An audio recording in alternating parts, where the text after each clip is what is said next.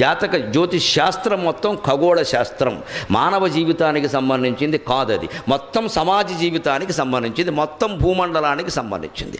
అతివృష్టి, అనావృష్టి, అష్టగ్రహ కూటమి, సూర్యగ్రహణం, చంద్రగ్రహణం, ఏ పంటలు ఏ కాలంలో పండతాయి, ఇవన్నీ చెప్పడానికి జ్యోతిష్ శాస్త్రం. కానీ నీ చెయ్యి నా చెయ్యి, నీ మూతి నా మూతి చూసి చెప్పడానికి కాదు. అది దాన్ని అలా చేసేసారు మహానుభావులు, వారికి నమస్కారం.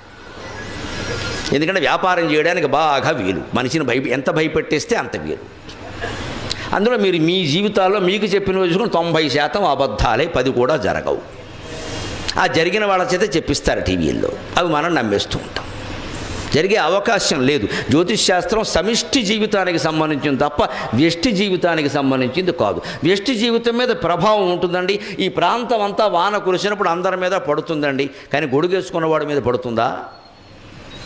కొందరికి 2 చినుకులు పడగానే జలుబు చేసేస్తుందండి. ఒకడు